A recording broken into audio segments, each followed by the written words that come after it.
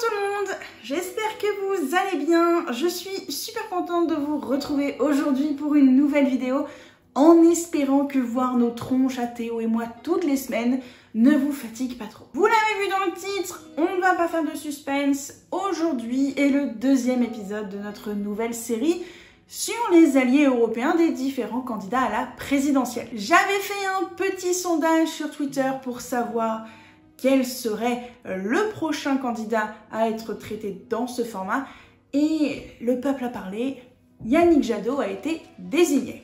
Du coup, on va parler de Yannick Jadot. N'hésitez pas d'ores et déjà à me dire dans les commentaires qui est-ce que vous voudriez que l'on traite pour la prochaine fois. Comme ça, je saurai sur qui me pencher. Mais avant de penser au prochain, eh bien, intéressons-nous à Yannick Jadot.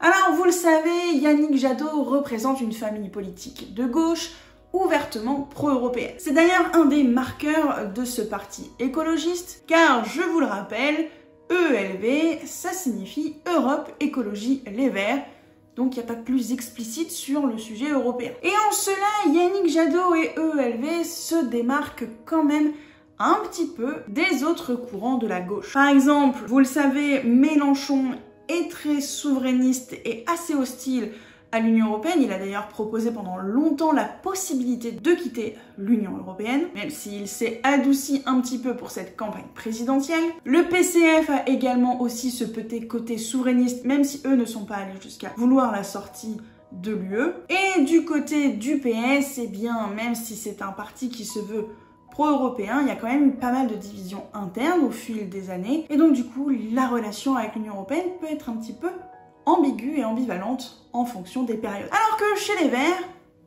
eh ben c'est fortement revendiqué ce côté pro-européen, et ce, tout le temps, même si évidemment, ils ont des choses à redire sur l'Europe telle qu'elle est aujourd'hui. Autre particularité de Yannick Jadot, eh bien c'est le seul candidat à la présidentielle qui exerce un mandat de député européen actuellement. Alors ça peut sans doute relever du détail, mais je trouvais intéressant de le pointer puisque, de fait, Yannick Jadot fait régulièrement référence aux questions européennes lorsqu'il est sur les plateaux télé ou lorsqu'il fait des interviews, dans ses meetings, etc.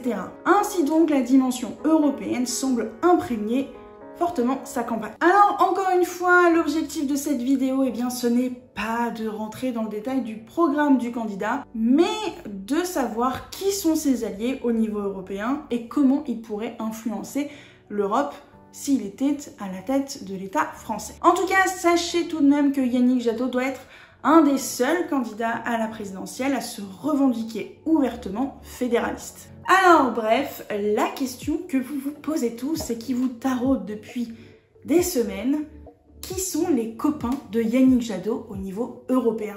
Et en a-t-il seulement?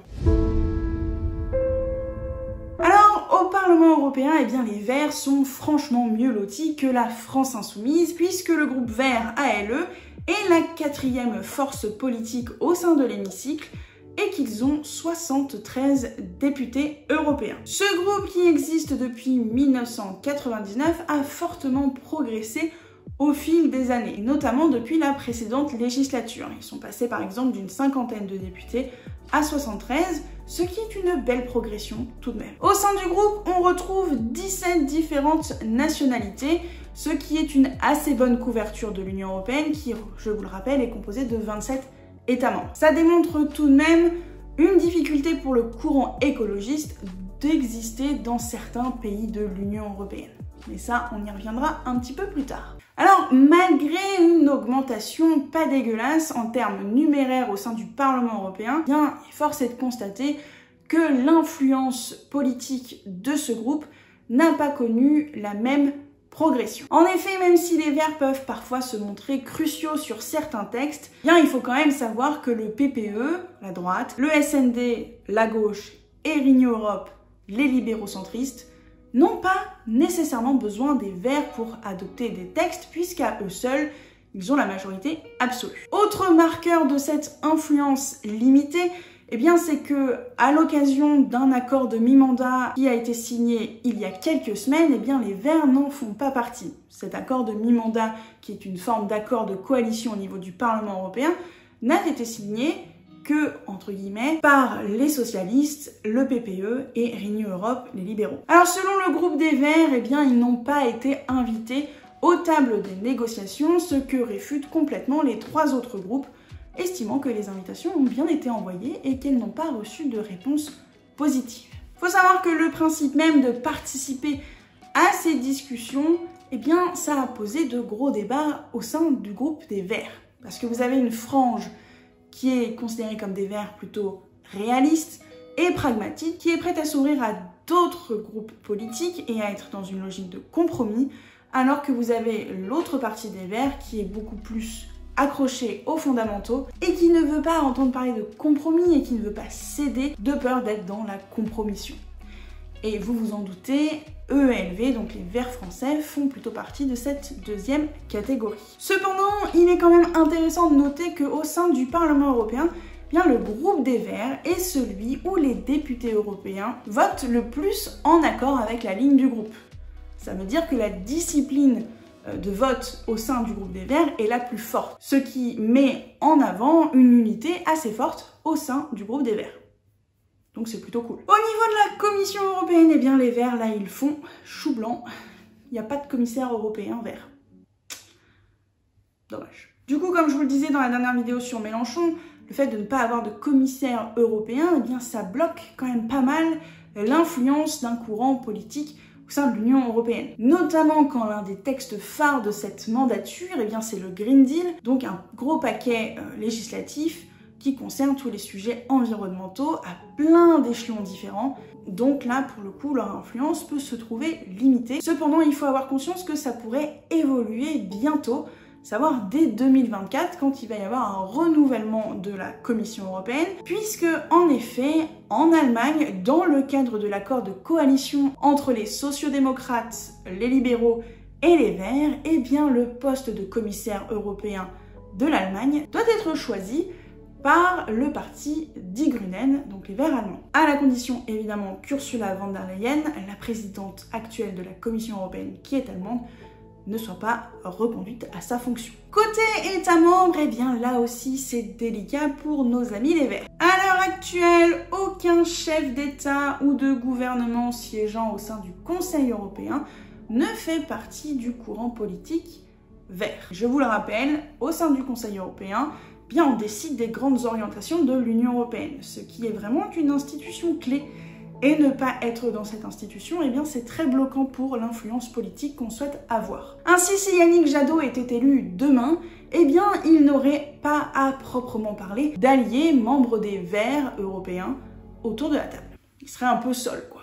Cependant, Yannick Jadot aurait beaucoup plus de marge de manœuvre qu'un Jean-Luc Mélenchon par exemple. Pourquoi? Eh bien déjà parce qu'il est plus modéré, donc du coup plus facile de discuter avec d'autres courants politiques qui sont représentés autour de la table du Conseil européen, et aussi parce qu'il pourrait trouver chez certains leaders européens bien des alliés plutôt naturels. Je pense par exemple aux socialistes en Espagne ou au Portugal. Il est également aussi très intéressant de noter que les Verts font partie de plusieurs coalitions gouvernementales dans les différents États membres de l'Union européenne. Ça démontre donc une capacité pour ce courant politique d'être des partis de gouvernement. Ainsi, on retrouve des Verts dans des coalitions en Allemagne, c'est très récent, vous le savez, mais aussi en Autriche, en Belgique, au Luxembourg, en Irlande ou encore en Suède. Les Verts sont donc présents dans un peu moins de 10 gouvernements européens, ce qui est quand même assez intéressant et utile pour une possible influence dans les questions européennes. Car oui, même si les Verts ne sont pas représentés au Conseil européen, ça peut quand même être toujours utile lorsque plusieurs chefs d'État ou de gouvernement autour de la table doivent tenir compte des Verts qui sont membres dans leur coalition en interne.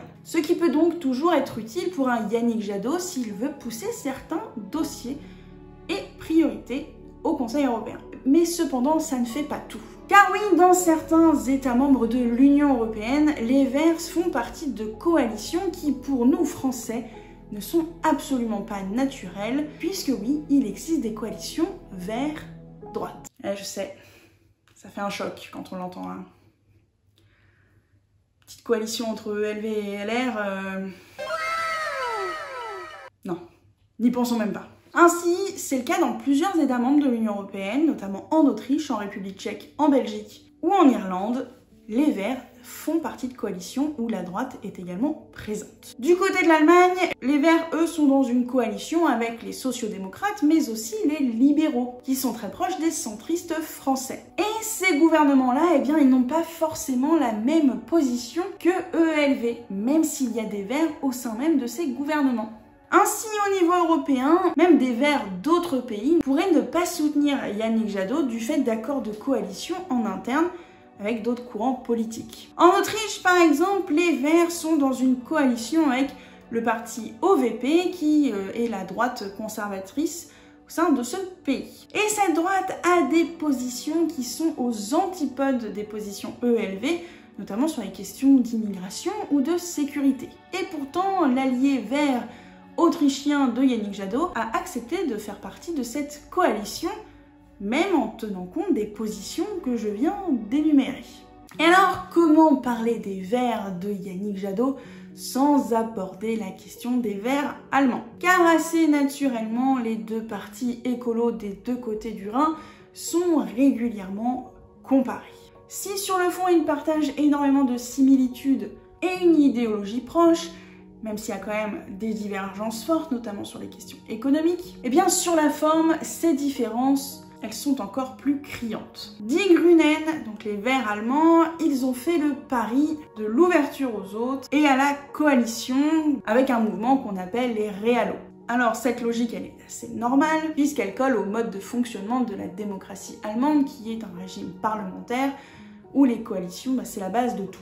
Ainsi, avec ce choix stratégique d'ouverture et de discussion, eh bien les Verts ont accédé à des positions plutôt légitimantes au fur et à mesure des années. Et ils se sont imposés dans le paysage politique allemand. Par exemple, dans certains Länder, eh bien les Verts sont en coalition avec la droite, à savoir la CDU.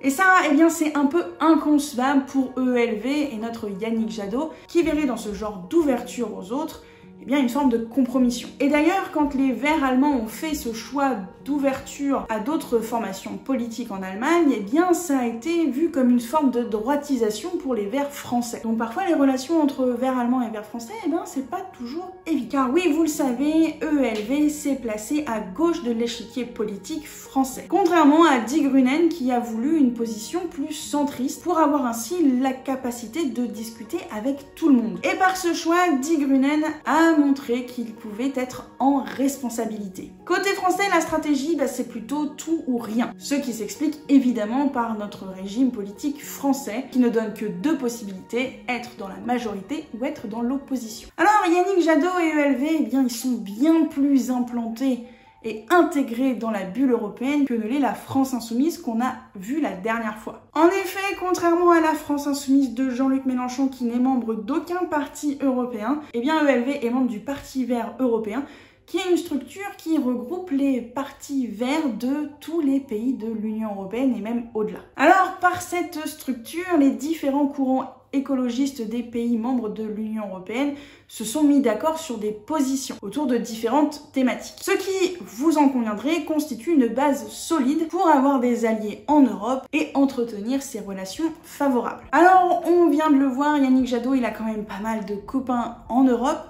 Et surtout, il a des bases assez solides pour pouvoir avoir une influence, même si aujourd'hui, elle n'est pas forcément optimale. Et maintenant, on va se pencher sur la santé électorale de ses copains. Parce que c'est bien beau d'en avoir, mais encore faut-il qu'ils accèdent à des responsabilités pour pouvoir permettre à Yannick Jadot de pousser ses positions et son projet au niveau européen. Alors, il faut savoir que dans pas mal d'États membres de l'Union européenne, les partis écolos sont quasiment inexistants. Alors attention, quand je dis ça, ça ne veut pas dire que les enjeux environnementaux ne sont pas pris en compte dans le débat public. C'est juste que ça veut dire que dans certains pays membres de l'Union européenne, les partis écolos n'arrivent pas à avoir un poids électoral fort. C'est le cas par exemple en Estonie, en Roumanie, en Grèce, où dans les sondages, eh bien, les partis verts, ils sont pas là. Alors, ils sont aux alentours de 1%, ce qui, vous en conviendrez, est très faible. Dans d'autres pays comme l'Autriche, la Belgique, la Croatie ou même l'Allemagne, eh bien, les verts, ils s'imposent dans le paysage politique interne. mais ne sont pour autant pas dans une phase de progression. Ils sont plutôt stables et ont un socle de 10 à 15%, ce qui les implante bien dans le paysage politique. Dans d'autres pays comme la Suède ou l'Irlande, eh bien les partis verts sont assez faibles, 5% selon les derniers sondages, mais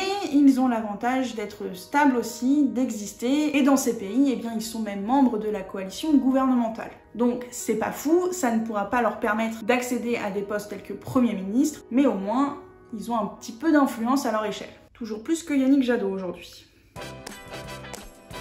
C'est en Pologne et en Hongrie que les Verts connaissent une belle progression, mais le contexte politique là-bas est particulier puisqu'en fait les partis écolos se sont mis en alliance avec d'autres partis politiques dans ces pays, donc par exemple la droite, les centristes ou les socialistes, pour du coup dégager les partis au pouvoir qui sont très autoritaristes, savoir le PiS, on en a déjà parlé plein de fois pour la Pologne, et aussi le Fidesz de Viktor Orban en Hongrie. Ainsi, comme vous pouvez le voir, eh bien aujourd'hui, on n'a aucun parti écolo qui est en mesure d'être à la tête d'un pays européen. Ça a failli être le cas et on y a cru pendant un laps de temps en Allemagne, où les Verts sont montés très haut dans les sondages avant de redescendre et d'être finalement 3e lors des élections législatives en septembre dernier. Donc Yannick Jadot, eh ben, il a des copains, mais des copains qui sont pas très puissants aujourd'hui. J'espère que ce deuxième épisode sur les poteaux de nos candidats à l'élection présidentielle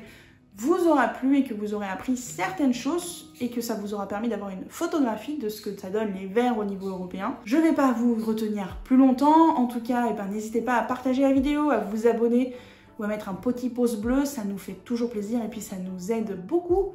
Je vous fais des gros bisous et je vous dis à bientôt sur Web.